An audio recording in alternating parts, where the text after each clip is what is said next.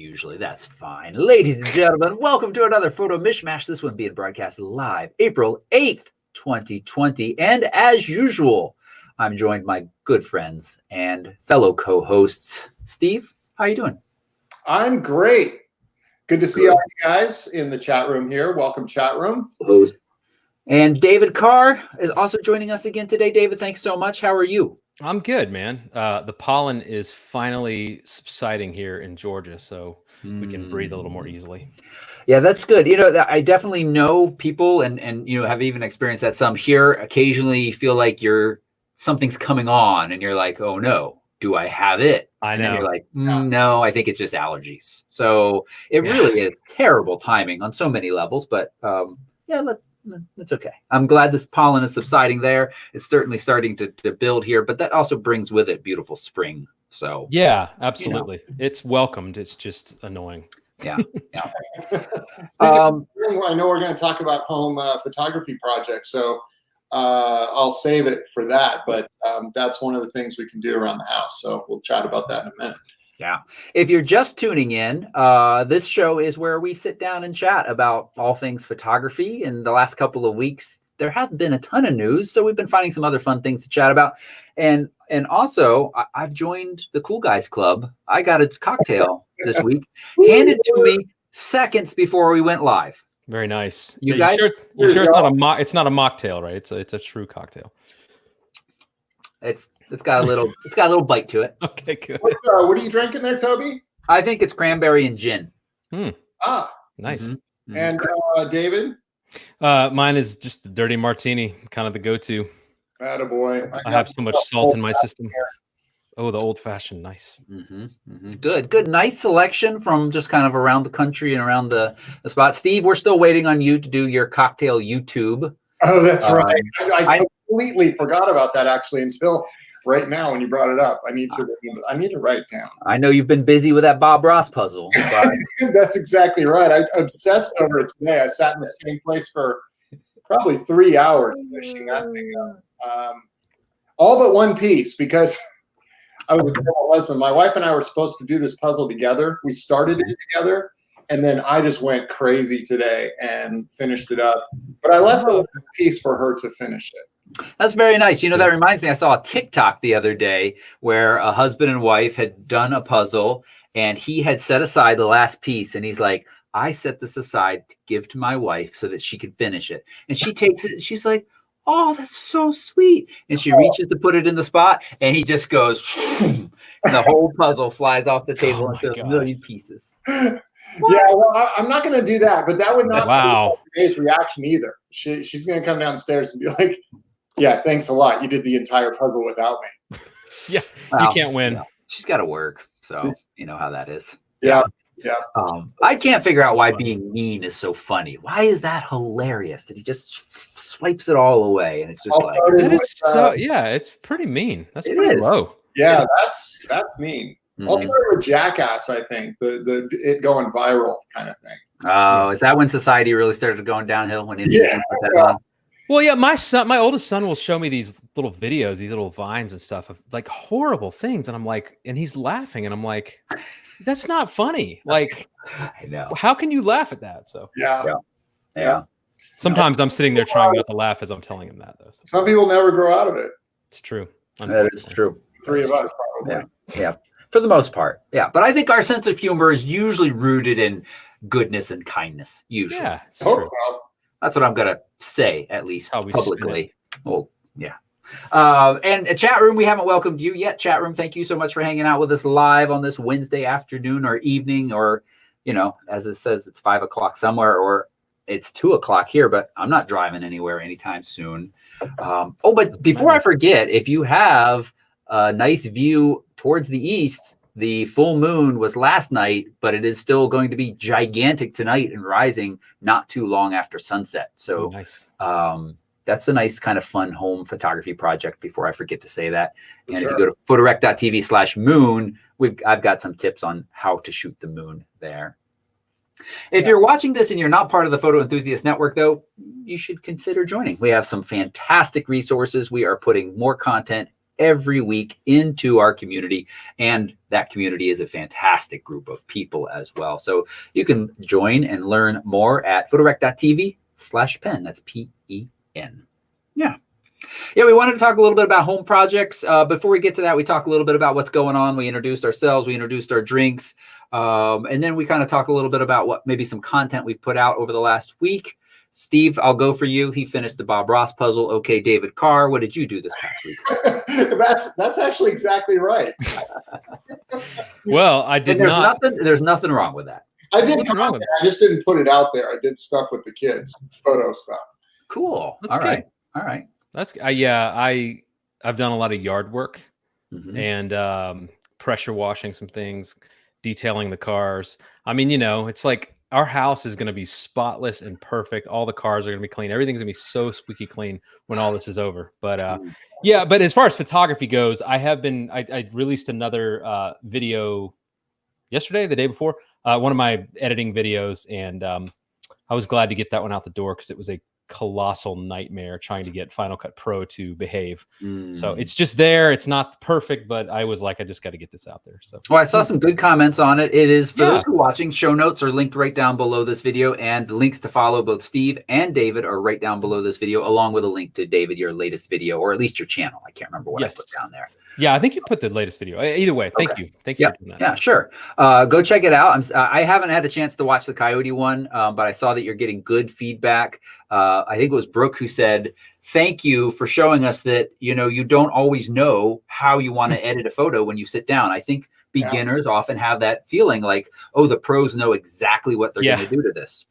I learned that even when I was in music that, we had the opportunity to be around some pretty well-established musicians and people who were well-known in the industry, and to see the level of uncertainty that even they had at times in the studio or just backstage or whatever.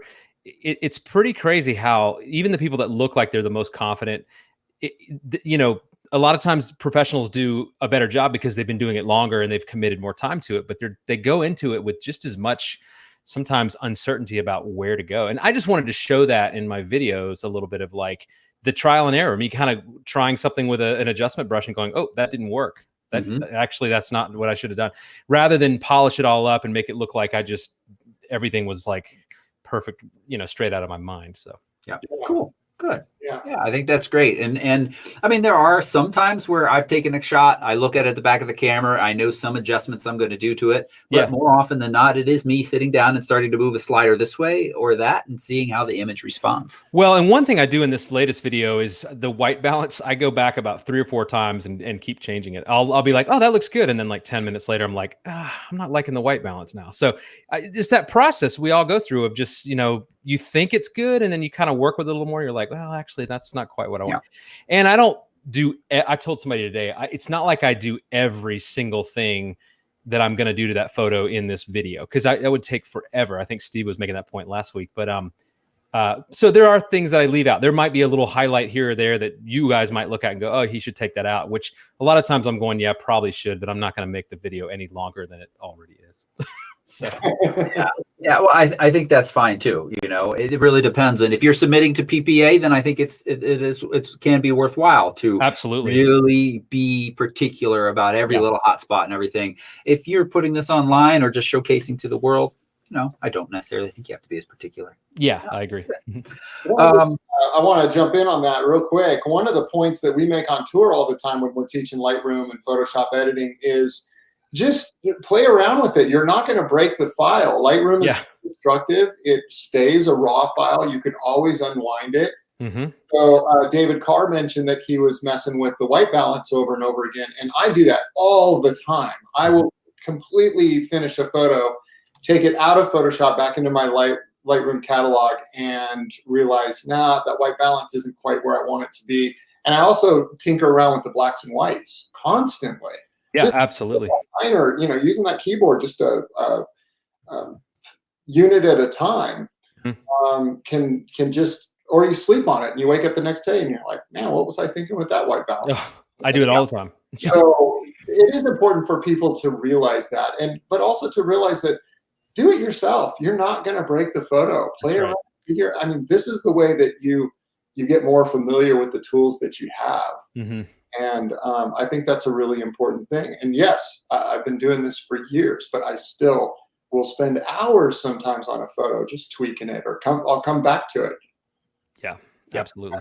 And so that leads nicely into kind of catching up with what I've been doing. Well, one, David Carr, you said the house and your cars are much cleaner. I'm not finding that the case here at all.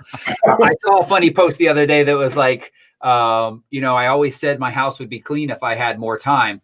Turns out time wasn't the issue. I just don't like to clean the house. So the house isn't clean, but I have been taking care of some other stuff, including finally kind of building a website to put some of my favorite photos all in one nice collection. And I thought, well, why don't I share that with the world, my experiences? So last night I sat down, or yesterday afternoon, I sat down and I did about a 2-hour live broadcast, giving some tips and tricks for building a website. And to Steve, your point, I went back to some of my old photos, 2015, 2016 photos I'm still quite proud of, but the editing, I was like, ooh, I pushed that a little too far, or the texture slider exists now. It didn't exist in 2015. I can add a little texture to this bit of mountains here. And so I definitely spent some more time than I thought I was going to editing some photos, older photos, getting them prepped. But you can go watch that tutorial. It's live. It is at photorec.tv/photoweb. Yeah, that's it. And there is a nice little handout that goes along with it too, that if you don't want to listen to me go on and on for almost 2 hours, you could just read through the handout. It's got lots of suggestions. The one thing that came out of that, though, is, I'm a big fan of Squarespace, not only because they sponsor me, but because it's easy. But there are some really strong other options, like the Adobe Portfolio. Actually, this was always kind of in the back. I knew this was a thing. I've heard of it. Oh, Adobe Portfolio. You can put some of your favorite pictures up there. Mm-hmm. If you're a Creative Cloud subscriber, it is free to you. And it's a very nice, very clean looking way to display your work. That is your own space. The only real downsides is that it says underneath powered by Adobe Portfolio, and there's no blog tool to it. So if you feel like that needs to be part of your site, then this isn't really going to be for you. But if you're looking for a space to display your work, and you can even have custom domains that doesn't cost you anything more than you're already paying, that Adobe Portfolio is pretty cool. That's awesome. Yeah, that's cool. Just reminded me, speaking of Adobe, they do have a thing. I signed up for it, but I will, full confession, I haven't done one of the lessons yet.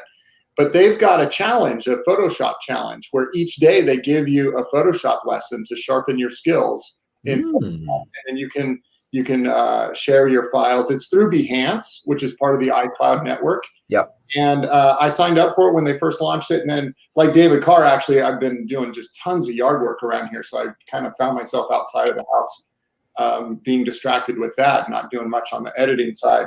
But that's a really great thing for people to work on at home. I know we're getting to that project, but you reminded me of that with the Adobe and Creative Cloud, what they're offering. Yeah. It's pretty awesome. It's pretty awesome. This is a great time to learn. It's a great time to just dive in. Yeah.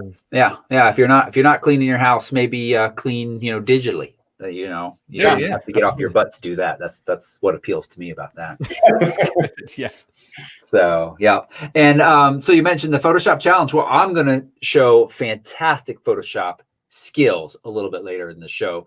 Depends on how fast I drink this, how good it'll be. So stay tuned. The better for that. I've seen the photos you're starting with. So. Yeah. Okay, good.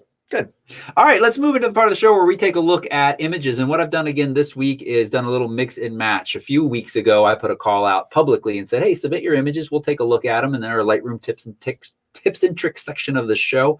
And we still have some to go through. So I've picked a few of those along with a few from our Photo Enthusiast Network members. And just a little programming note, David McKay and I will be sitting down tomorrow, and our goal will be to kind of finish out that group of photos. So you don't have to wait like literally a month.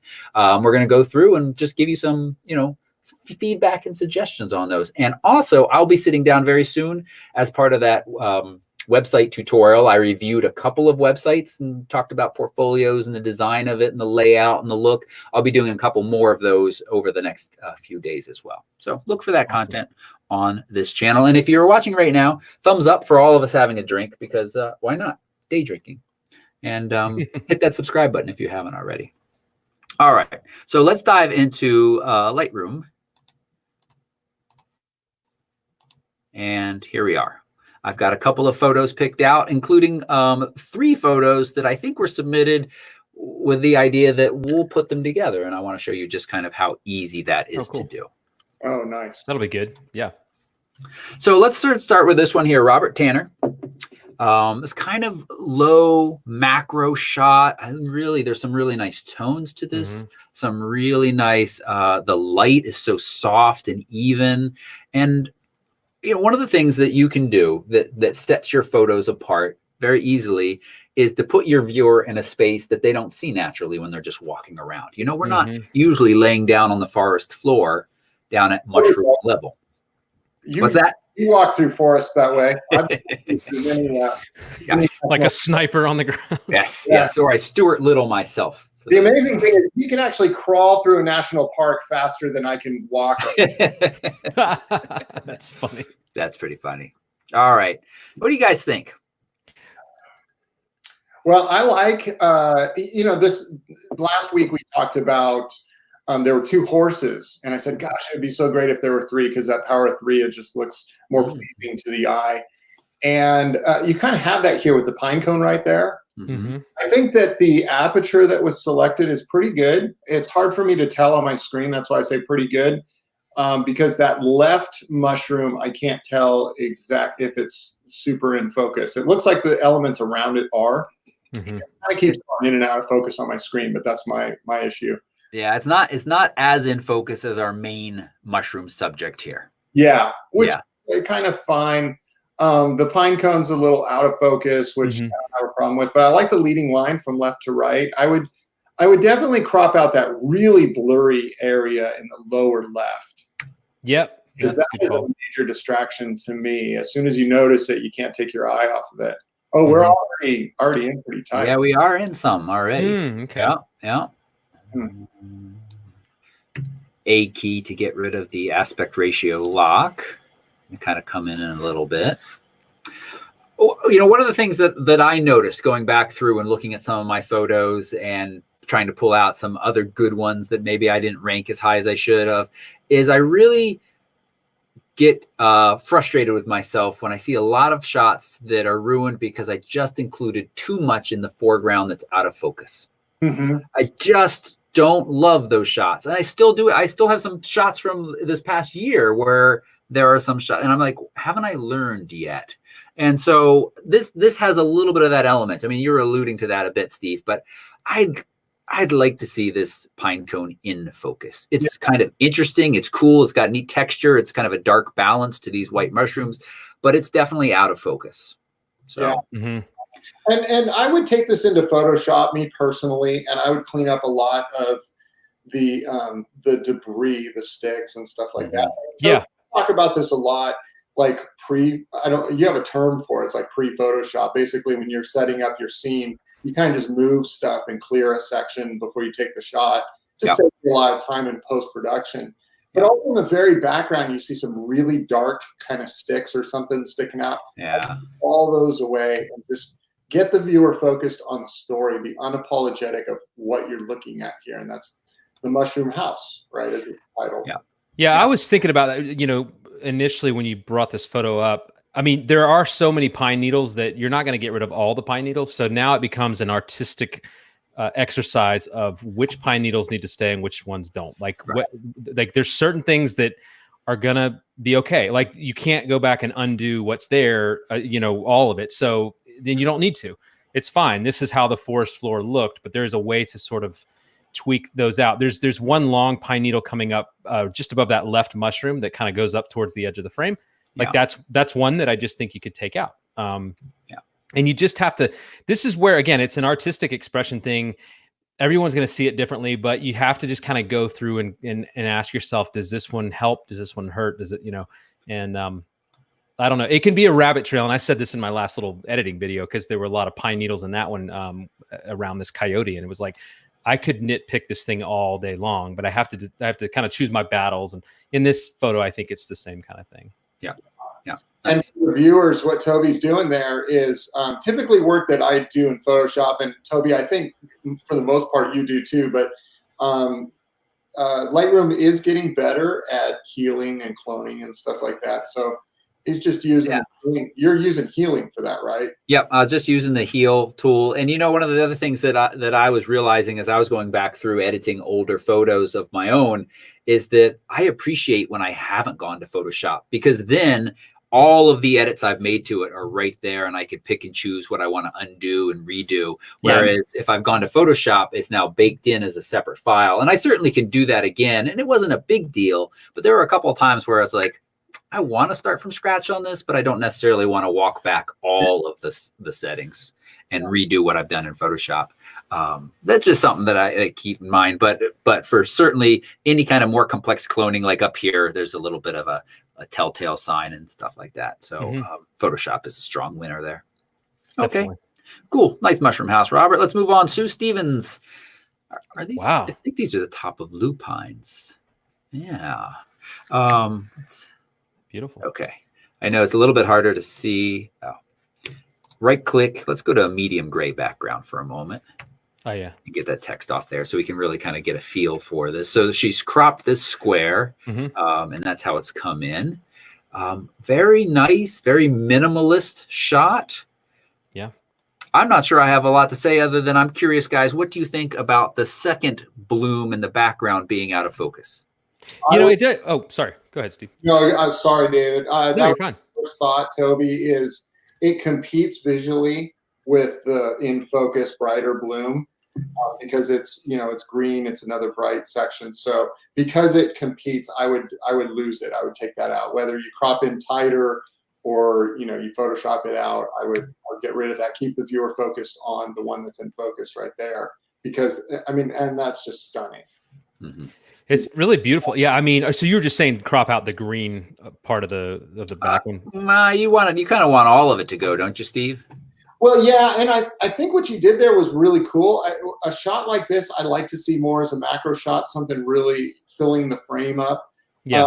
But we're very close to the top of the frame now with the focal point of the photograph. So I would probably work on getting that into one of the thirds, and then leave some space around it, so you've got some empty black space above it.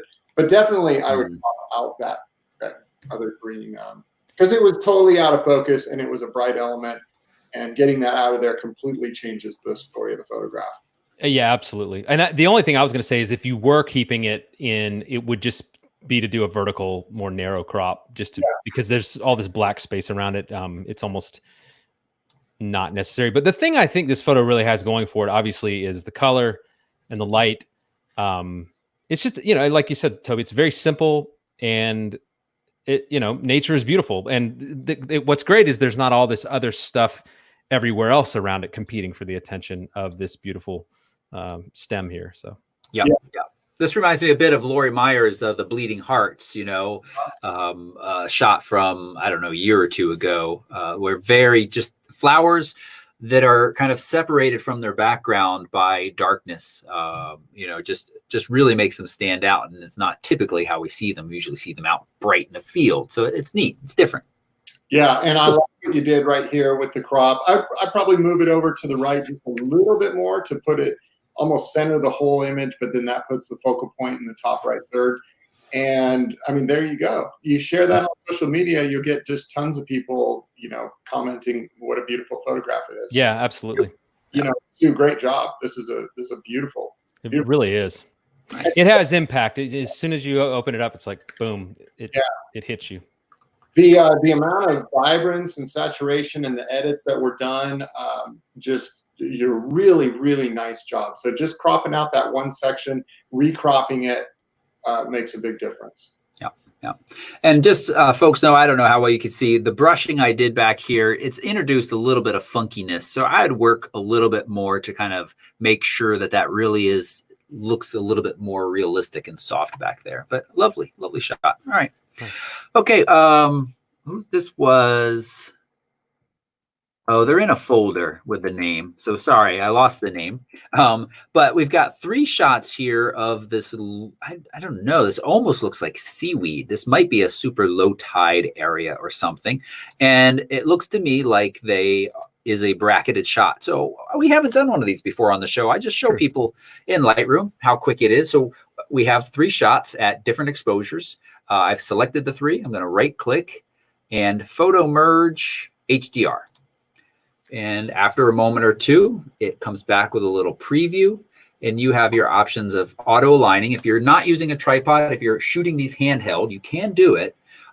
You might end up with a little bit more softness and ghosting with, leaves moving and things like that, but it will try to align them as best as setting. And then auto settings, it will look at the finished version of the sandwich of the 3 and further develop that. And then the deghosting amount references things moving or you moving a little bit in the shot and creating some, maybe in one shot a leaf was pointing up and in the next shot the wind blew it a little bit as pointing down. So it's going to try to fix that. I don't know. I don't do a ton when I do. Do you guys have a setting that you go to for this, or do you just kind of leave it on none or low? A scene, especially if you're shooting like movement of waves and stuff like that, if you got 3 shots and you've got the tide going out or something like that. But I never use high. Yeah, I'll use low or even medium, and you can tell it to show you where the deghosting was applied. Oh yeah, yeah. It's very important to look at what it's doing, because on high, it will take movement and it will create this just single shot out of that, and it just looks ridiculous. So you got to be really careful with that. I'll use low occasionally. Most of the time, I don't use deghosting. I do this sometimes with my real estate photos. I used to do it a lot when I was shooting the Canon for all my real estate stuff. Dynamic range has gotten so much better with newer cameras, and the camera I'm using now just seems to capture all the darks and lights. Yeah. I would bracket everything together, and I would just use HDR merge in Lightroom to simply put them together, and never use deghosting there because nothing's really moving around. Right. Yeah, if you're on a tripod and your scene is very static, there's not any point in using it. So I also checked the create stack, which is just going to put these 3 into a little stack with this icon that is 4 images total, because Lightroom has now made a 4th for me. The one on top is the one we see. If you want to see all of them, you can press the little stack button, and after Lightroom finishes melting down my computer, it might spread them out. I don't know. Okay, maybe not. So here is the resulting image of the 3. Basically, just to make sure everybody's watching, we're on the same page. A bracketed exposure. What happens when you combine them is the program takes the best exposures from each of them and puts it together. So on the one that was a really dark exposure, well, that's where we're getting the sky from in here. And the one that was a very bright exposure, well, that's where we're getting this kind of foreground material.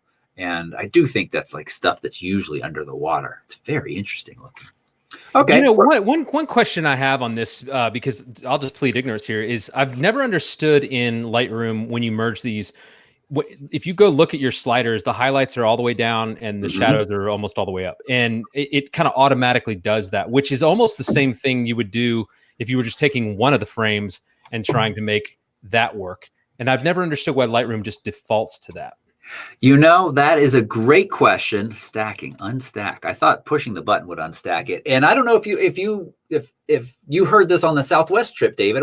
I was talking about this with somebody saying the same thing. Let's do a quick experiment. Let's copy the settings. So Shift Command C on a Mac allows you to copy all of the settings from this image. Let's apply them to the middle image and see how close we get. Wow. And now let's compare these two. The DNG and the edited middle image. I mean, they're almost the same. I mean, there's one of the 2 factors here. It depends on the dynamic range of the camera that you're using. So in this case, good point. The camera was able to capture the accuracy in the darks and the brights. The other thing is, wow, yeah, that's really similar. This is necessarily a scene that I would recommend bracketing for. I agree. It's probably didn't quite need it. Yeah. Yeah, and again, that almost goes back to point number one. Depends on the camera that you're shooting. I hate to use equipment as an excuse for getting a certain shot or anything, but there are cases where certain cameras and certain software and stuff like that was able to capture the dynamic range that you find. And in this case, it did fine. You didn't need to bracket the shot. There's no real substitute, in my opinion, for just a properly shot photograph right out of camera. Yeah, I agree. Times though where you've tried your best, you've done whatever you can, or the scene just won't allow it, and you need to bracket. Robert Forehand, actually, Roy, I don't know if you're banking questions for the end of the show, but if you can bank his question about combining in Lightroom versus Photoshop, I'd like to address that later. Yeah. It's a good question. I could see a little bit more cloud detail here in the HDR version that isn't quite recoverable here. So in the brighter portion of it, but in the shadows, and that's, Steve, I'm just going to end up repeating you, so I'll shut up here. This is a Sony a6500 backside illuminated sensor, does quite good. So bringing up the shadows, really no difference, but the highlights is hard for just about all cameras. And that's where we can only see the slightest difference. Mm-hmm. Okay. Interesting. Very interesting. I'm so glad you asked that, David Carr, because I have been wondering and wanted to, not ready for that yet, and wanted to take a look and figure out how much of a difference there is. So yeah, I think on some other, don't take this as bracketing isn't useful at all. As Steve pointed out, there are some instances where it's going to give you a greater dynamic range than a single edited shot, probably. But in a lot of cases, I certainly personally do a lot less bracketing than I used to, because sensors are just better. Yeah. So real quick, let's edit this image a little bit more. I'm going to get the crop and shout if you guys just think I'm doing a terrible job. But what do you think? 16:9, using the sun as kind of rule of thirds. Nothing really happening down here in this corner other than a little bit of blurriness and out of focus. So I'm getting rid of that. Yeah. Come in a little bit like that. And then let's see if we do a local area adjustment on the sky. I kind of like it very bright, but what happens if we bring it down a little bit more and maybe a little bluer or a little warmer? You could go either way, I think. Yeah. I like the coolness because the whole foreground is very, very warm. So that contrast is really nice. Yeah, it looks really nice. Producing some blue to the sky. And I like that a lot. That looks great. I would definitely take this into Photoshop and work on that green sun flare. Yep. Okay, cool. That's Paul. Oh no, it wasn't Paul. I saw the name in the middle, but whoever made it knows. Jason somebody. Jason K. Thank you, Jason. Okay, let's move on. No, this is a cool shot, but we're not talking about it. It's the ones I starred. Here we go. Next up, Becky's shot of the horses and snow superstition. Wait, are there horses in this shot? I'm not seeing any. They're camouflaged. Becky, what were you smoking when you took this? Some cactus. That's right. This is the Southwest. That was some peyote, right? Is that what they get out there? Okay, jokes aside, I think this image has some neat tones, and I love this kind of contrast of green and desert with snow and, just snow hard, like Everest-like peaks in the background. I think that's really cool. Yeah, that's all I got. Yeah, I'm kind of wanting to see this in black and white, actually. I like the color. Yeah, good. But there's some really cool textural elements that black and white could really bring out. All right, so I'm brightening it a little bit, but then what do you want? Do you want this foreground to be darker or brighter? Pull the blacks back a little bit and see what it does. I don't know. Maybe it's now you have to probably bring the shadows up a little bit. I just think the thing that sets this image apart from a lot of images of just mountains is that you have all these cactuses, whatever you want to say. They're adding a nice, interesting element between the foreground and the background. I would probably crop in a little more. Yeah. And just get where the cactuses, cacti, whatever you want to call it, are sort of kind of centered there. I would think. And can you come down a little bit? You think? Yeah, up a little bit. Yeah. Yeah, I like a real horizontal look. I would show kind of not minimal, but less foreground. Yeah. Yeah, I agree. Come all the way up to that first swallow. Yeah. There you go. Yes, looking nice. Use a graduated filter on that sky and totally darken it up, so you have this band of bright, snowy mountains, right? Or not? I guess they're not snowy, are they? No, they are. Yeah, I'm pretty sure they are. Okay. Snowy mountains, kind of bright in between the dark cactus foreground and then the dark background. Yeah. So let's see if I can. You know what I haven't ever tried? Let's do range mask color. Yeah. Even though it's a black and white, does it still register the color from in that? Oh, yeah, it does. So if anybody is struggling to understand what I just did, I used the range mask color and selected the sky so that it peeled. That's the language I used, that it peeled this graduated filter off and now nicely. I could have also taken the brush tool and erased it out of here. You can see that there are some places it's still hiding in the snow. But overall, you'll have to go through with the brush tool, and I'll tell you why, because it's picked out that exact same tone. Yeah, exactly. There. So it's not white, it's not black, it's picked out this gray area. So you do want to still go through, but the nice thing about what Toby did is it provides a really clean break between the mountains and the sky. Mm-hmm. Yeah. That, it's really hard to replicate that with the brush tool, even with auto masking on. The only other thing I would do is brighten up the horse a lot. Oh, you found him. Oh, I see it now too. Action's almost down. I actually see 3 horses now. Yeah, cool. No, it doesn't need a horse. It's actually I think it's a really cool image. It's just, again, the cactus thing really takes it to another place for me. I think so. Steve, I really like the idea of darkening the sky. We are going to move on in the name of time, but I don't want people to think I'm okay with this banding here. So does need more work. But we're not doing it. Okay. We got a bald eagle. That's cool. Wow. Yeah. Let's see. How cropped are we? We're not very cropped. Why not get in a little bit closer? Yeah. And maybe not necessarily. Well, I'm struggling here because we've got this. He's kind of looking off to the right? Mm-hmm. And so I want to give him more room, but then we get into more of the messy log. Maybe we just come in a little bit more even. Mm. Okay, you guys, I might have to say it now, and I'm almost done with my drink. Try flipping it around. Let's see what happens. Right click, transform, flip horizontal, take a drink. There we go. So now, what's that? I don't know about that though. Now, I mean, you're really playing visual ping pong now. Yeah, to me, it's so much more about cropping in, and I don't want you to lose too much resolution there. I mean, but there's probably still a decent amount, because the background is just all kind of the same. It's just, blurred out trees. And so the real feature here is the bald eagle.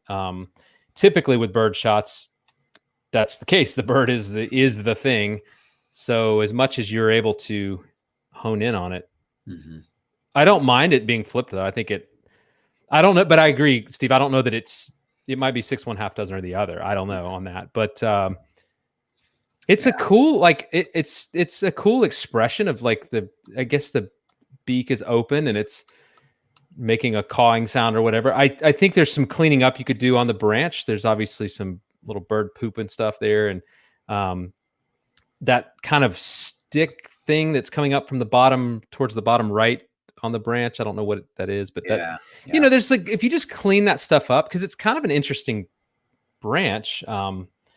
The big one is it's got some nice texture and tone to it. I think because the bird actually has a unique expression going on, I'd want it just cropped in pretty tight. Yeah, I agree. It was just the bird on the branch looking off to the side.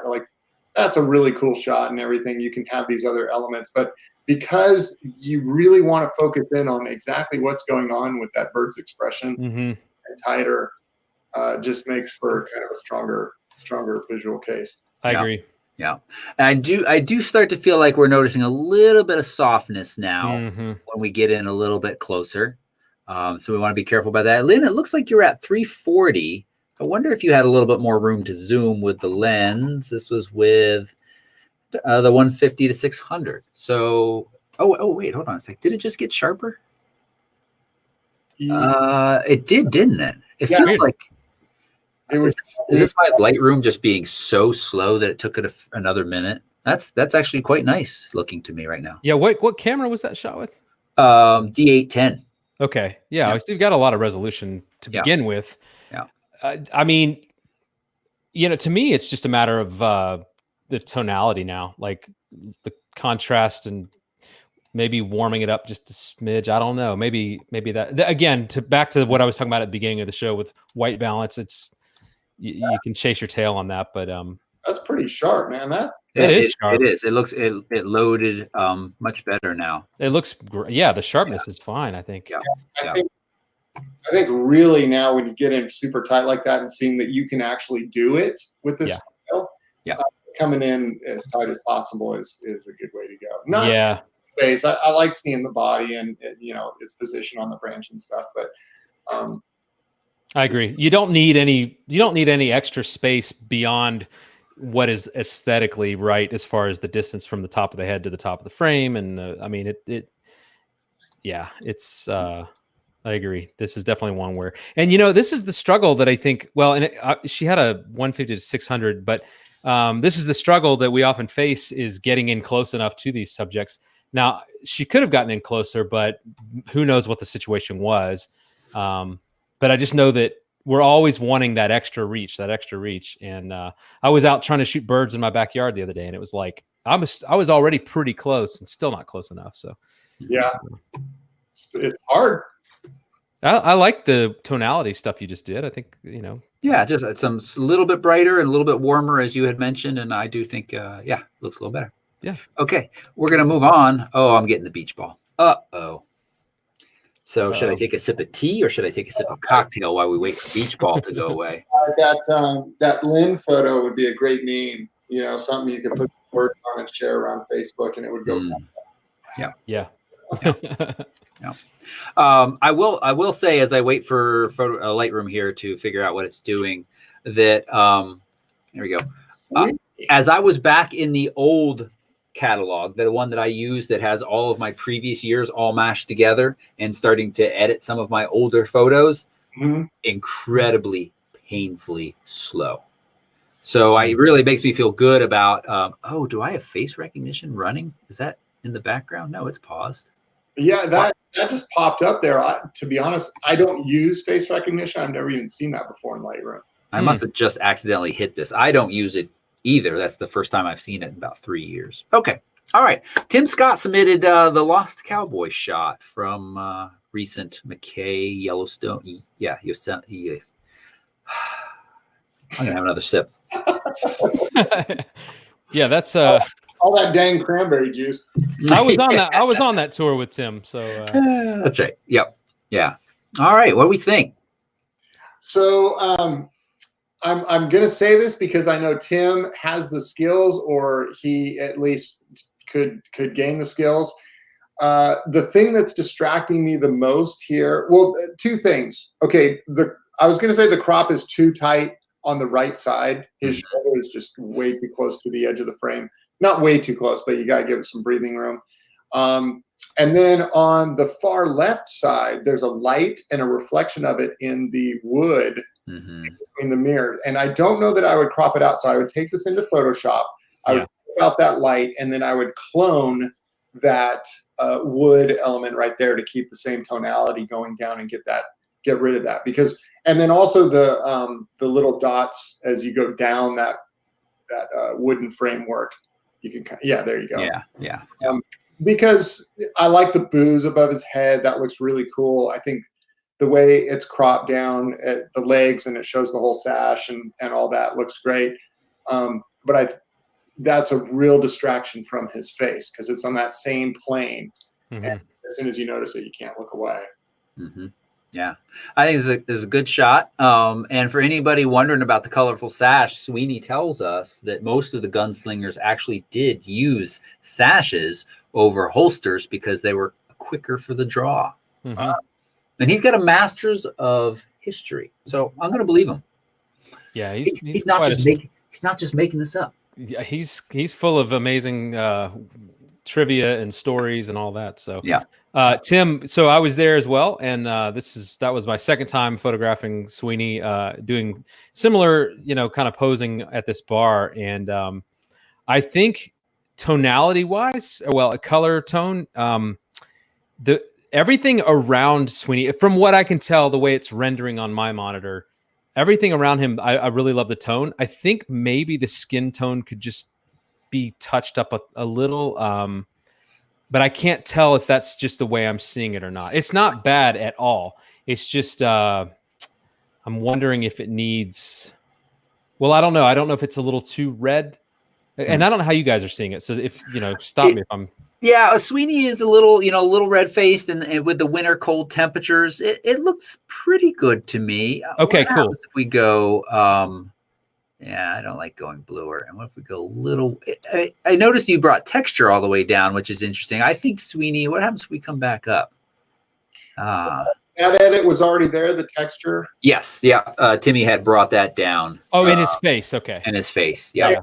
Not to sound sexist here, but when you're editing men, David Carr, you could probably comment on this much more than I can. I may bring the texture down a little bit, but not too much. Women tend to have, kind of that smoother skin and like the more youthful look and stuff. Men having some of those creases and that rugged look, and a lot of times you got facial hair and stuff like that. You don't want to bring the texture down too much because then it just starts to look too artificial. Yeah, I agree. Yeah, there are certain situations, especially if you're doing a really close-up shot of an older male face. A lot of times that weathered sort of textural look looks really great when you accentuate it with the texture slider. And even though this isn't super close up in on his face, it's getting skin tone and texture right it takes time and it takes a lot of going back and forth. And gosh, I'm trying to figure out if there's anything else I'm seeing here. How much are the shadows pulled up on the whole image? I'm just curious. Are they pulled up a decent amount? Yeah. I was thinking maybe those could be backed off a touch just to make the blacks a little more. You don't want to lose all the detail in the shadow, but this is a dark scene. It warrants being darker in those areas. So I'm curious to see what this looks like in black and white. Actually. Oh yeah, it could be.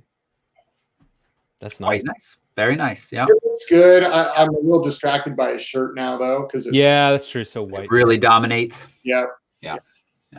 All right.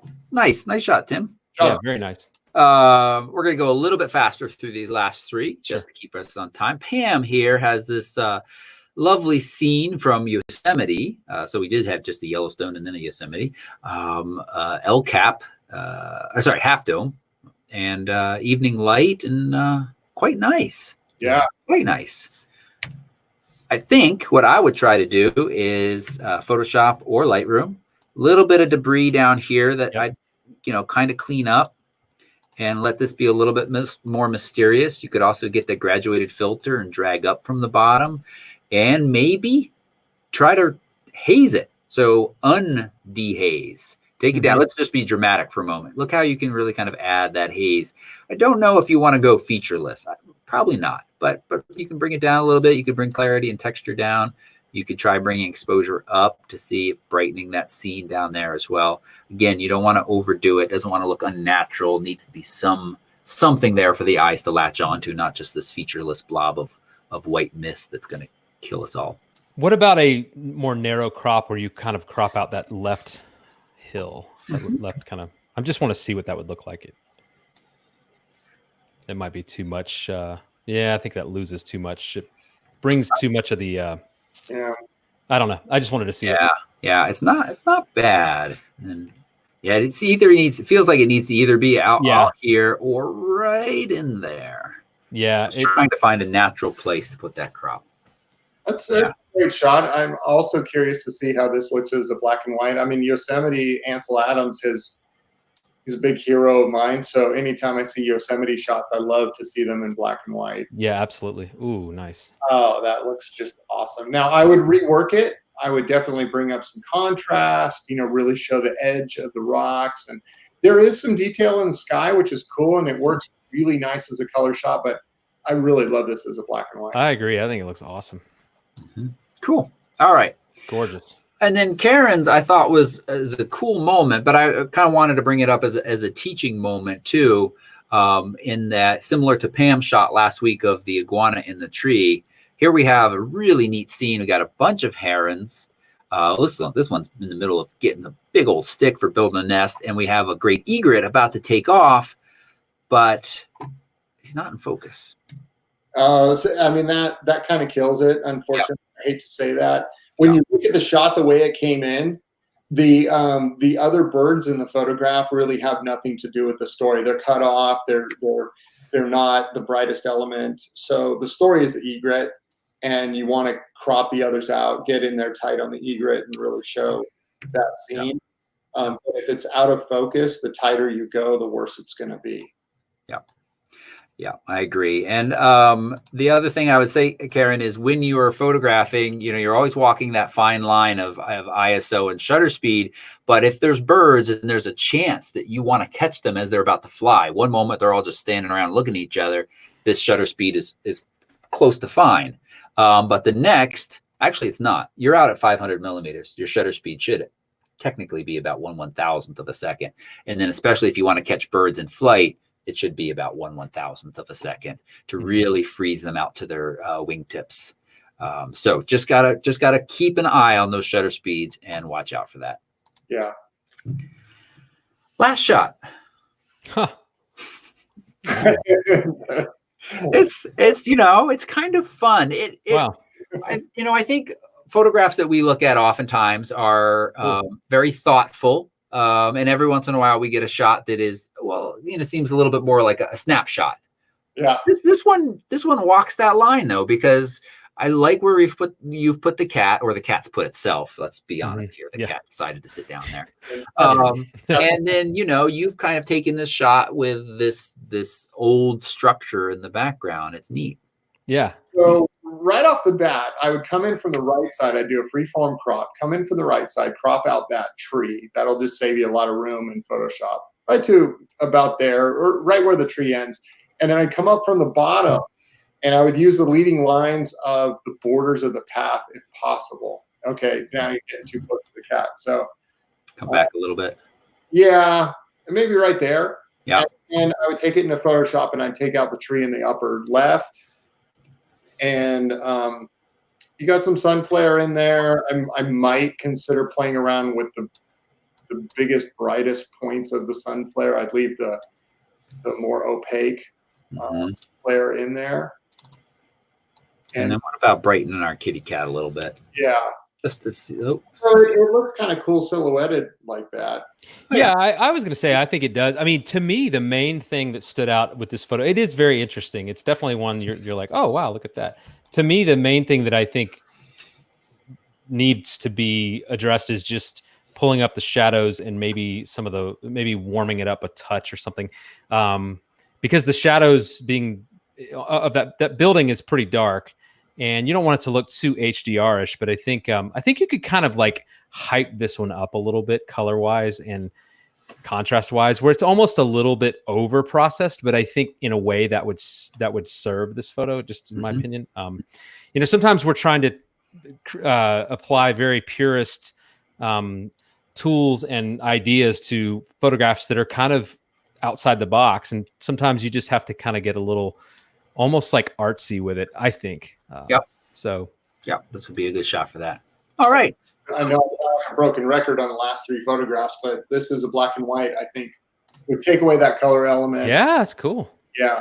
It's actually really cool. It was a lot cleaner. Yeah. I really on this channel, but when color is really cool looking, but when it becomes a visual element in and of itself, it becomes a distraction, and that's where I start to think about a black and white.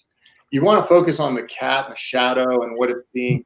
And actually, now that I see this crop, I actually liked it wider better, where you could see more of the structure. So yeah, I agree. Tree on both sides, but I think black and white and really pushing the contrast and stuff would be a stronger visual shot.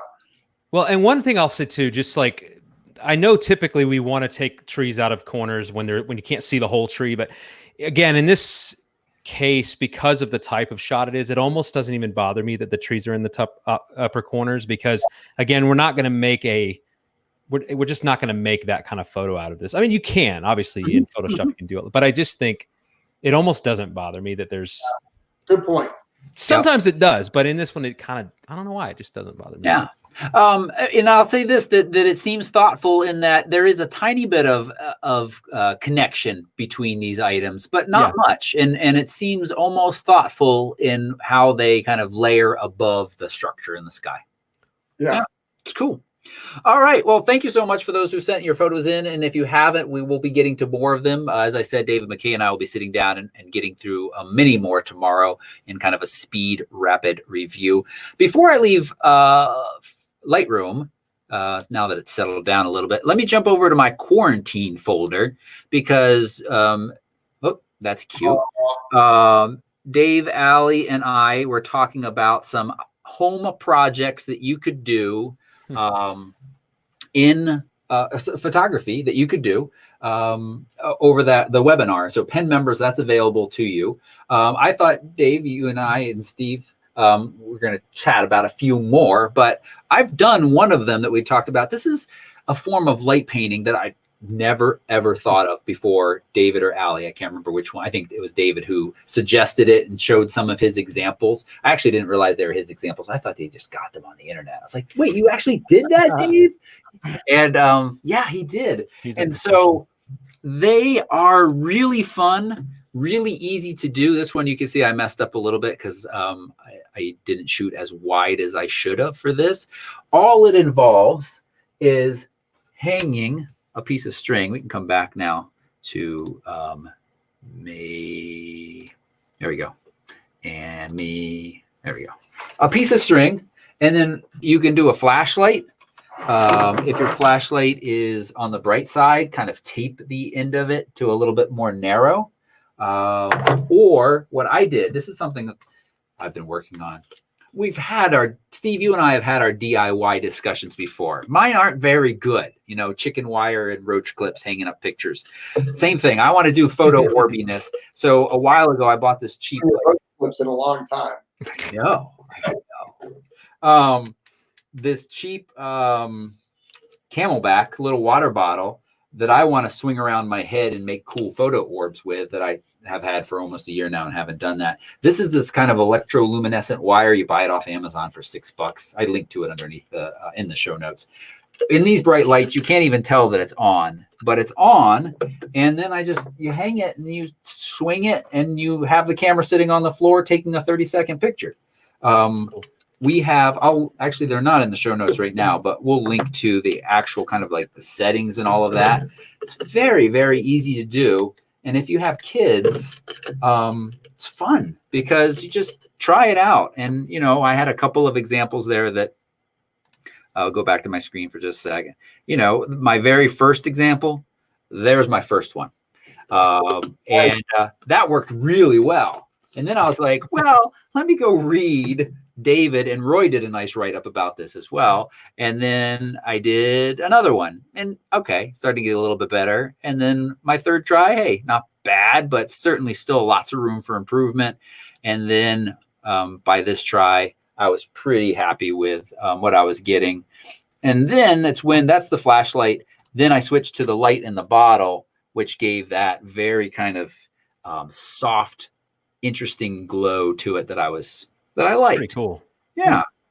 And then I thought, well, hey, look, I've got this really cool, this light thing here. Let me try these. It was a lot harder than I thought it was going to be. First off, to get it to sit up there in the sky.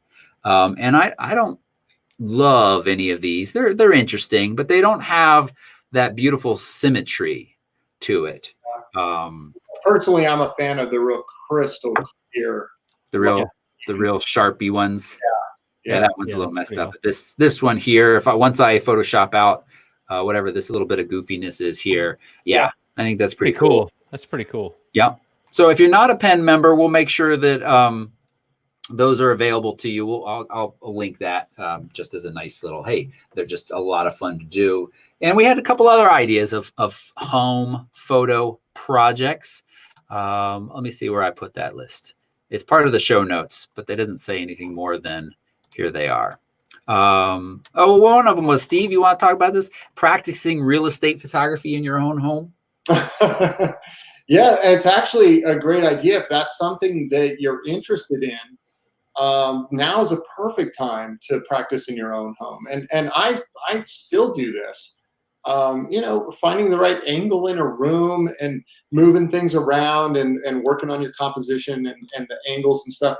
And also taking it into Lightroom or Photoshop and working with the transform tool. I've talked about that a lot, but the transform tool is extremely powerful, and that definitely will set your photographs aside compared to other, just basic real estate photographers that are out there. Is if you have all your lines are straight and the image doesn't look distorted at all, that has a huge difference on how your viewer sees the picture. A lot of people just don't know about, but you notice it when you see it, but you don't even know that you're looking at it. But that definitely sets you apart. So practicing real estate photography in your home is a great time to do that. Yeah. We talked a little bit earlier about doing HDR. You've got a camera that may not capture the full dynamic range, because when you're shooting a room in a house, you have a lot of different lighting elements that you're dealing with. There's natural light, fluorescent, incandescent, LEDs. There's shadows. There's corners that just don't have lights, and there's corners that have artificial lights, and corners that have natural light. And so shooting HDR can be a great way to go. So that way you still show what's showing outside of the window of a room. You're not just blowing that out in order to get the details in the room. Nice. You guys can always check out some of my real estate work. I have some of it on my website. But the key, just to end this, is make the room look cheery and bright. Bring up the shadows a ton, but then try to bring the highlights and stuff down in the brighter areas, like outside the window. And there's some various tutorials where I kind of show you how to edit real estate photographs. It makes a big, big difference. So now's a good time to try it. Yeah, your stuff's great too, Steve. And the thing about like what you do is it's a tricky balance, because pulling the highlights down, bringing the shadows up, if you get too gung-ho with that, it starts looking gimmicky.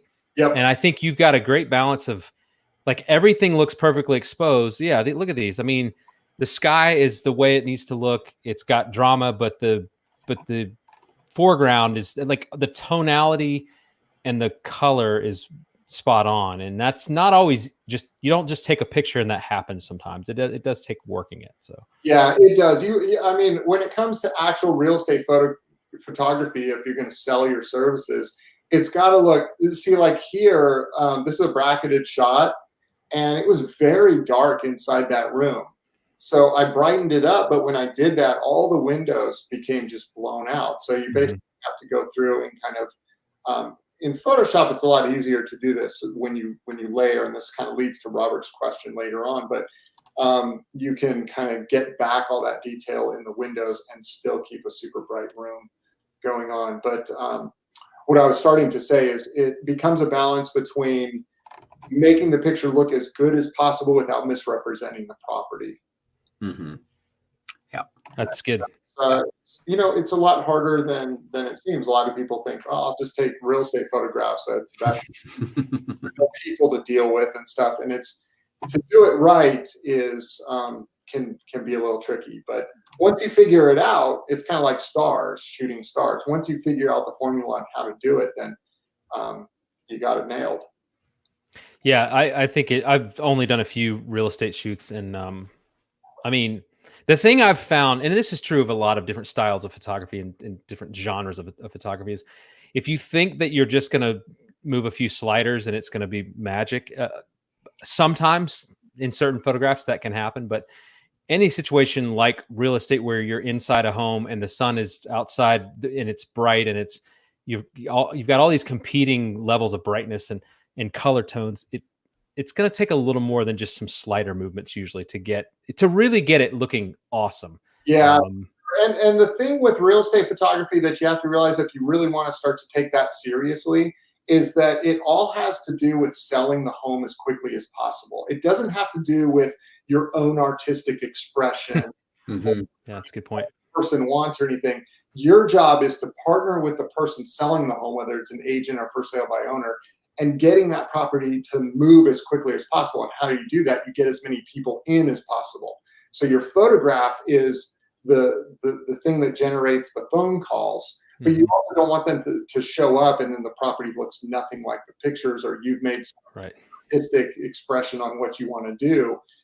That's totally missing the point. It's moving the inventory as quickly as possible. So it does take a lot of work, but it's extremely rewarding. I've been running a lot of data on some of my photos lately. I've had a few homes to shoot, and I always check like how many views they have. Zillow is really good about showing this area how many views you get on a particular property. And, you know, not to brag, but my photographs have generated like triple, maybe quadruple the amount of views in a week's time once a property hits the market than number 2 placement. And those properties have moved in a day or two. That's awesome. That's really cool. Yeah, that's great. That's the mark of a good real estate photograph, not your own interpretation of what it should be. Right. Not whether you flipped it or made it black and white. You say that for this show, and that's good. That there's separation. Yeah, flip the kitchen, and then they show up. They're like, "What?" That's right. Yeah, David Carr, you've been busy cleaning, and have there been any photo projects that you are interested in or thinking about or trying to get done during this time?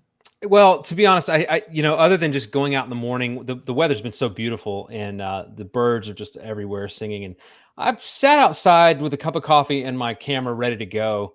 But I find myself, I was talking about this earlier, I find myself always wanting more reach than I have. The longest lens I have right now is a 300 millimeter, and I just want to get in closer and closer. So I haven't, and I'm not a bird photographer really, but you know, I see things around me that are beautiful. I want to photograph them, but I just, I think I've been focusing more on the editing and these videos of editing, but also like looking at some of my photos. I think Steve was talking about this earlier, going back to some of your photos or maybe it was you, Toby, but going back and like photos that you shot several years ago and really like fine tuning them. And I'm trying to get a few ready for a competition soon. And so in doing so, really, really looking at every aspect of it. And it's, you know, I gotta say, and I was kind of hinting at this a second ago with real estate stuff, is I'm finding more and more that the details, the minute details in and of themselves, they don't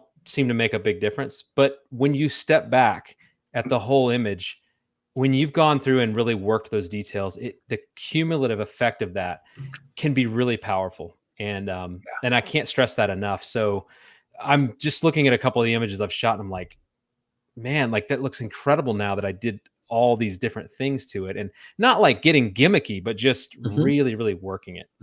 Taking the time. So yeah, not rushing through. Nice. Good. Yeah. A couple other ideas that, you know, I brainstormed. So we had the light painting, and light painting is just a lot of fun with kids as well.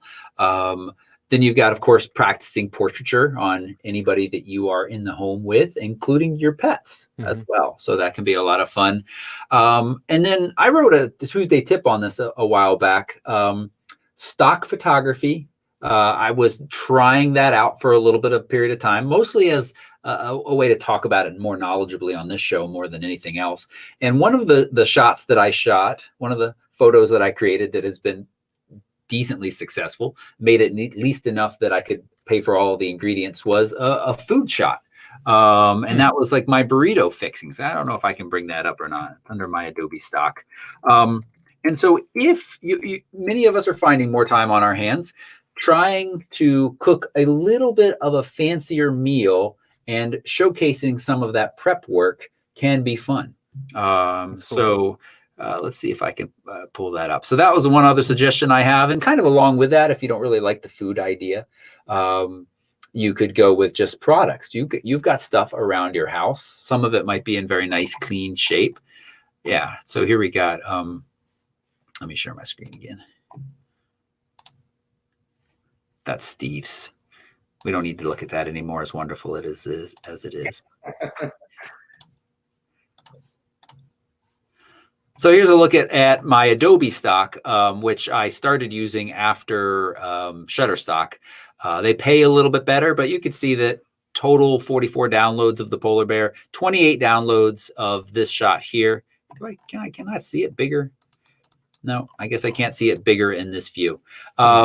But you know, this was just lit by one single clean LED panel. And used I think a 50 millimeter lens. So nothing too fancy.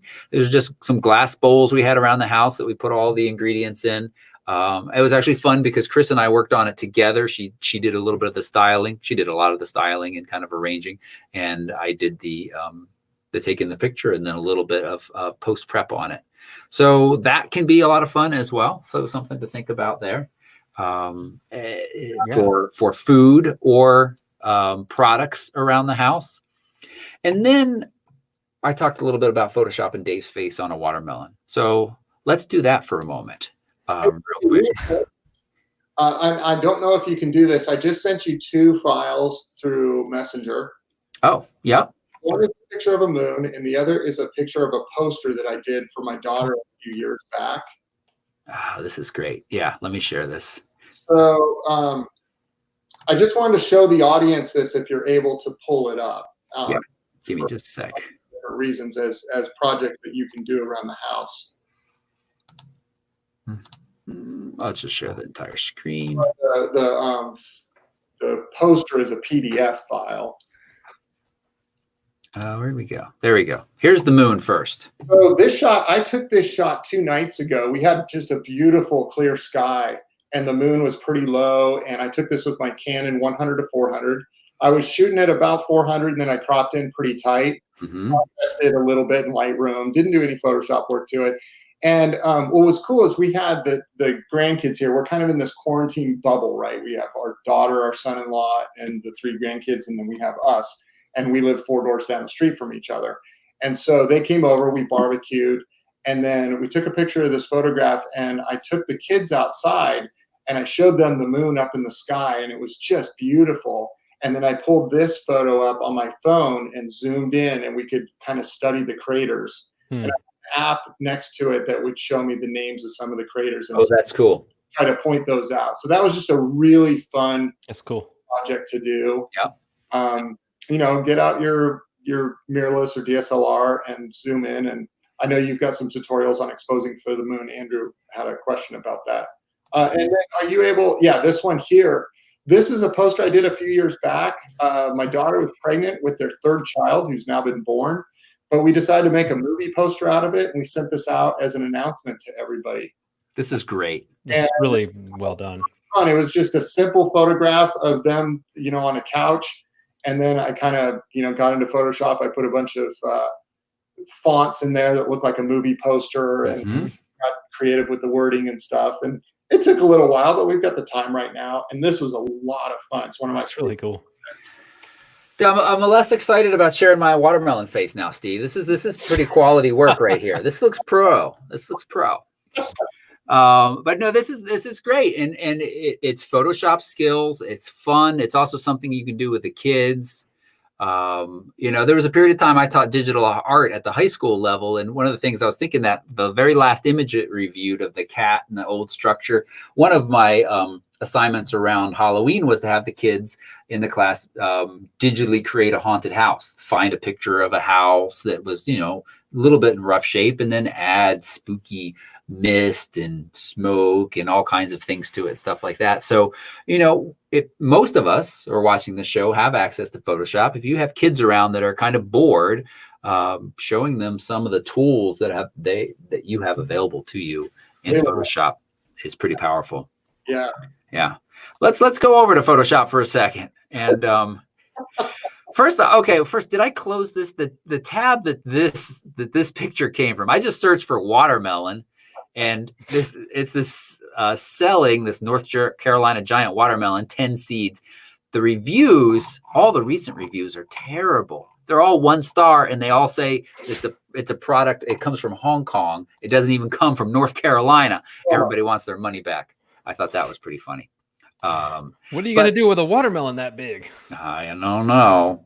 So I just have, this is a screenshot from a video of when David McKay was catching my drone on the Arctic trip, and he decided to make a little goofy face.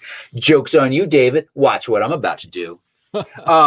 So I think one of the things that helps you in Photoshop is to learn layers, how layers work. The idea that all they really are is a transparent film stacked one on top of the other. And they allow you to kind of move the pieces around. So I just stuck these 2 photos in here. And real quick, I'm just going to get the lasso tool. I'm going to, let's start with the mouth, because that's the best part of this face, right? I'm just going to select the mouth. And I'm going to copy. And impressive nose too. You could throw that. You got it like a potato head nose on that watermelon. Yeah, very much. That's true. It's true. This was actually another project that I did have the kids do from time to time, Photoshop their faces or their friends' faces onto melons. So I pasted and it seemed like nothing happened, but now I actually have just a layer that is the mouth alone. So we could just say mouth if you wanted to rename the layer and keep it. Now we can get our move tool. We can drag and we can drop it onto the watermelon. But, of course, that doesn't look good. So then you can play with and experiment with a couple of things. One, the opacity. Maybe make it a little bit more see-through. So some of the texture of the watermelon starts to show up. That's okay. The other is figuring out a layer overlay or a blending mode. That's what this drop down is called. That will allow some of these more of that texture to show through. I think, which one was it that worked? Hard light? I think hard light might work a little bit better. Oh, okay. Yeah. Yeah. Now get an eraser. I just tap the E key. Make sure it has a little bit of a soft edge.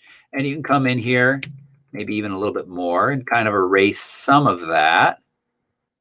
And then if you wanted to get really fancy, let's duplicate the mouth by dragging it down and then making this one normal, because the inside of the mouth wouldn't have the watermelon texture, right? Right? That would be silly. So now what we have is 2 mouths, one for inside and one for outside. So we have a little bit of that view there. And then I'd already done that same idea with the eyes up above. And then David Photography's comment, this is really bad TV. Oh man, I'm so glad he's still on. I know. It's only because you don't feel well, Dave, that we wanted to add a little humor and help you feel a little bit better. How David feels right now. Right, Dave, do you feel like your head is stuck inside of melon? Okay. So I'm going to finish this up and I'm going to post it on Pen because everybody needs to see the finished product. But I mean, this again, you're working with layers. You're working with the brush and a soft edge to the eraser. These are all tools that legitimately I often use when I'm working on multiple layers in a photo as well. So keep that in mind, and they can be a lot of fun to kind of play with and experiment with as you might find a little bit more time on your hands. Wow. The value of that watermelon has just gone up immensely. It's originally worth $2.48. So now, whew, man. Are you uploading that to Adobe stock right now? Only if you all promise to buy it for $60. Okay, sure. Yeah. Good. 60. Yeah. Okay. A couple of quick news stories, and then we're going to start to wrap up here. Exciting news is the fact that Tamron has announced a 70 to 180 for Sony. It's going to come in at $1,200. It's going to be very nice and lightweight. Here on my Sony right now, I have the Tamron 17 to 28. And, it is just such a nice it's a f2.8. It's a nice compact lens that complements these bodies well. So you got a 70 to 28, you have their 28 to 70, and now they're coming out with a 70 to 180 f2.8, $1,200, which is half the price of Sony's 70 to 200. So you're giving up a little bit of range, and that's probably all you're really giving up. I found some focusing issues sometimes with the wider angle lens that they've since fixed, as far as I can tell, in a firmware update. You always run the risk of that in a third party, of waiting for them to figure it out completely how to make that work. But overall, I've been very happy with these Tamron lenses, and they offer some significant savings and weight savings as well. Yeah. Last week, we wondered, actually, it was mostly me. I don't mean to pin this on you guys. We wondered, with the Olympics being delayed, how much would the D6 be delayed? That's still supposed to be shipping in May. We talked about the Canon 1DX Mark III shipping some and then being out of stock and hard to get. Well, it's back in stock. If you got 6,500 around and you want to buy it, it's available. I was actually watching Veep, that show with Julia Louis-Dreyfus. Yes. And there's a funny exchange there where the photographer has a 5D like Mark II or Mark III, and this really annoying nerdy guy's like, I got a 1DX. And the 5D Mark III photographer is like, are you shooting a lot of birds and sports? And the guy's like, no. And he's like, well, you don't need that camera. He's like, but I have it. It was a pretty accurate exchange of like, That's pretty how funny. some people who will feel like they need the best and the best. Yep. So right there, man. What's that? That's real life right there. Right. Yep.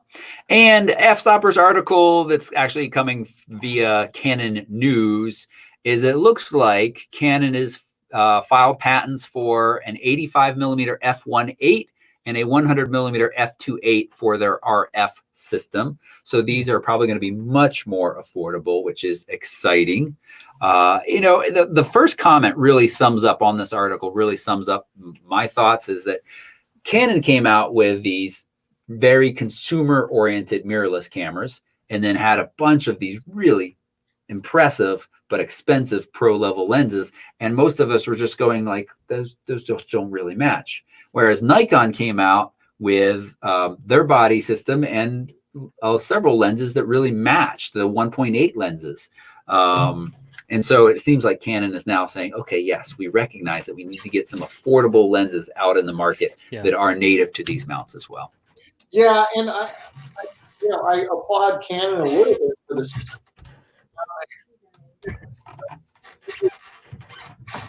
L-glass lineup, and when they launched the R5 and R6 and stuff like that coming forward, Canon's always been, kind of like, here, look at our lenses that you get for our system. So now they're in place. They launched the R5, and you got a lot to choose from. Yeah.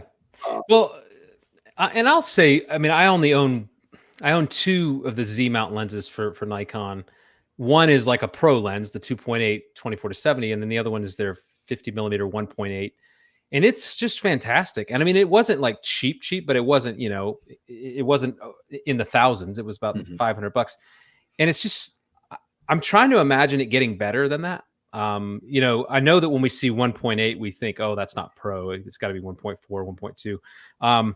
But I just feel like that shallow depth of field thing gets a little blown out of proportion.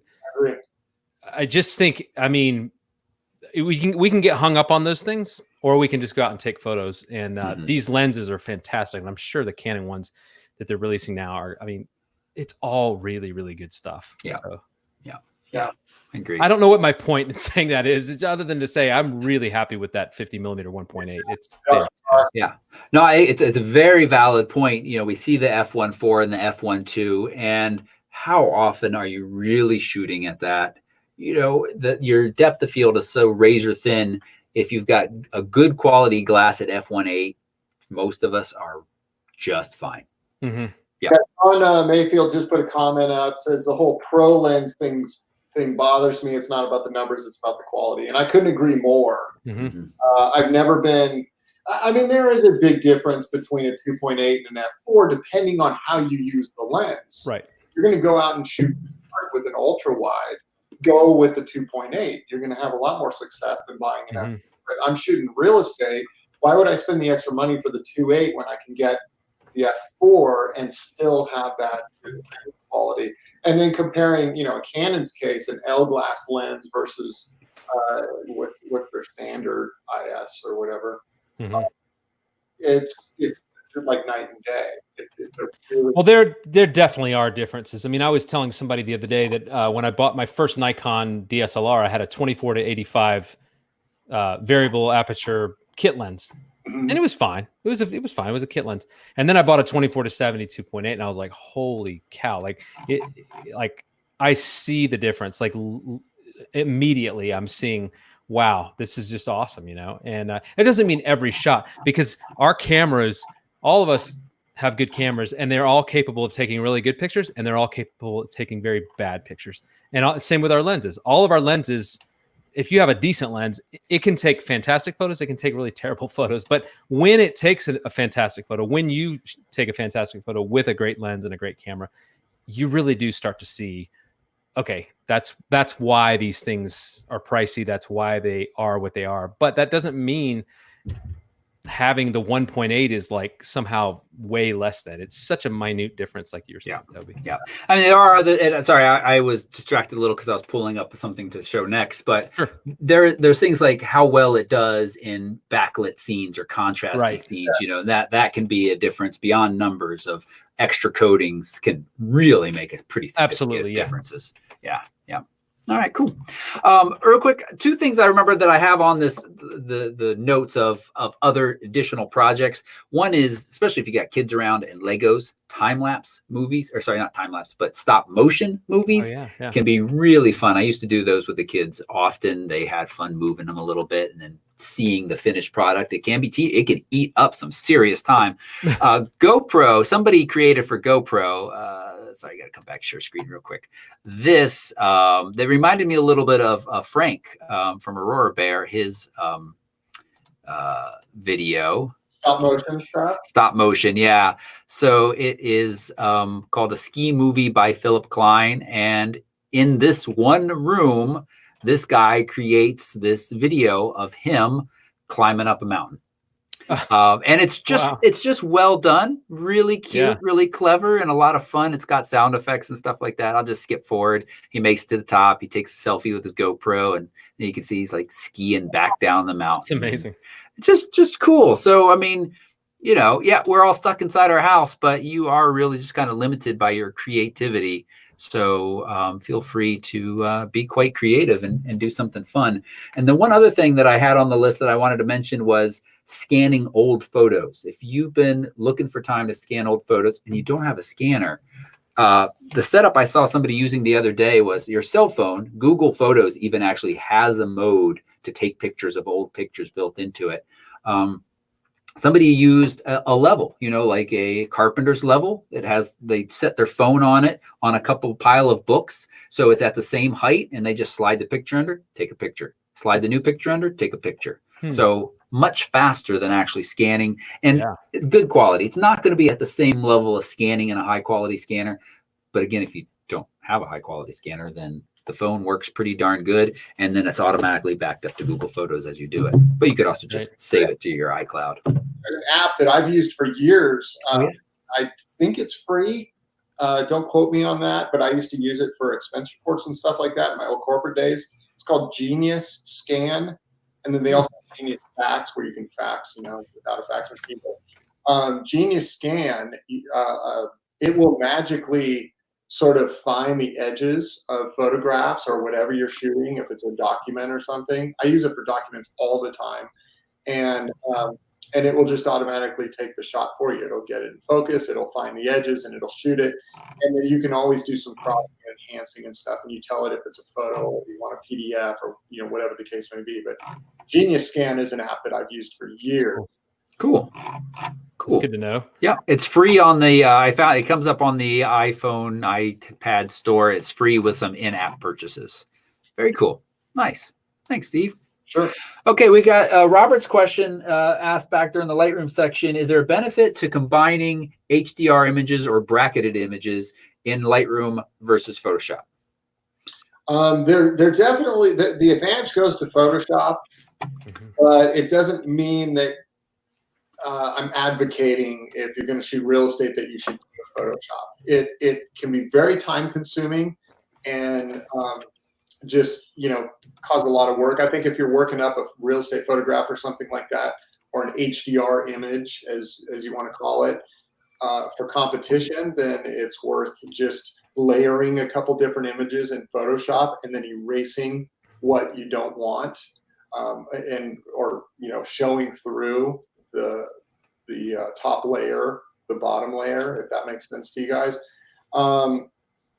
But as far as real estate or something that really needs an HDR, and by that I mean high dynamic range, sometimes it's weird because HDR got such a bad name years ago because people just over processed everything. So some people think of it as an editing technique rather than just combining photos. That's true.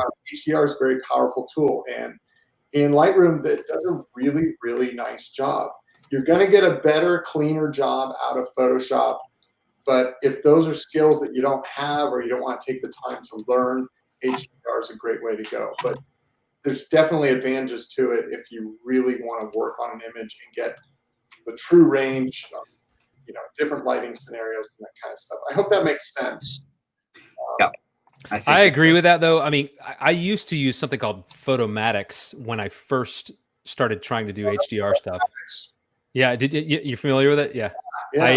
And it was like full on the HDR that you think of when you think of like over processed. And I'll never forget the first time I tried it. I was like, oh my gosh, look what I did, and I was so impressed with it. And now I look back at that photo, I'm like, man, like that was just like way too much icing on that cake. But I do love that Lightroom and Photoshop will give you the option to use the tools of HDR without it looking like you really used them. Like it just looks better. It just looks more evenly exposed. And I should piggyback on that to say never, ever, in my opinion, never use the HDR settings within your camera to take a bracketed shot. Take a bracketed shot and then do all that stuff in Lightroom, because then it creates a whole new RAW file rather than creating a new JPEG inside your camera. You have way more range to work with in that case. Yeah. I'll say that I'll show this real quick. Show my screen again. Photoshop does offer more options than Lightroom.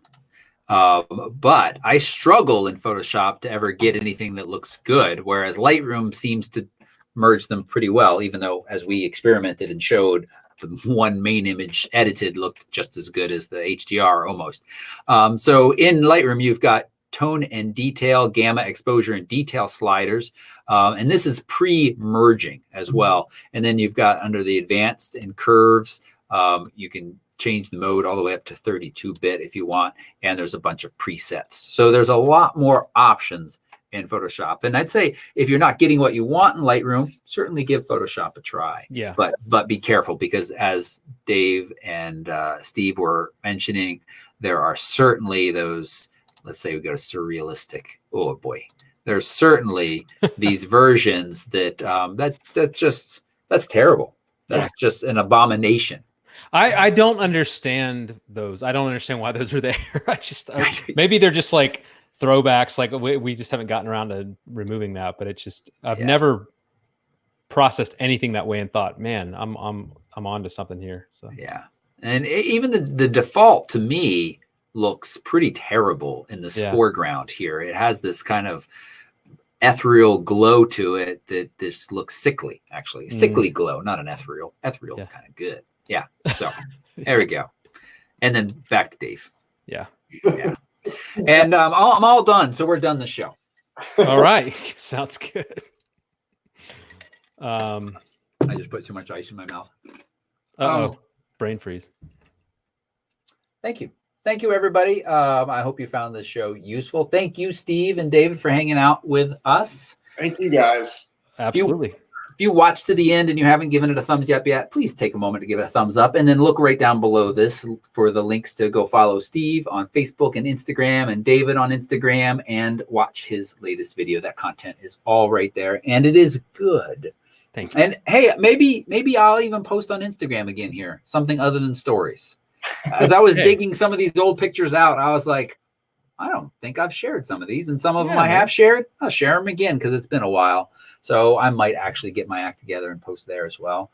And Pen members, look out. I'm gonna post this guide from the web workshop online, along with what my finished examples of a Zenfolio gallery, a Pixie Set gallery, the Adobe Portfolio gallery, and I think the Squarespace. So what do those 4 websites look like if I'm trying to make them all kind of similar?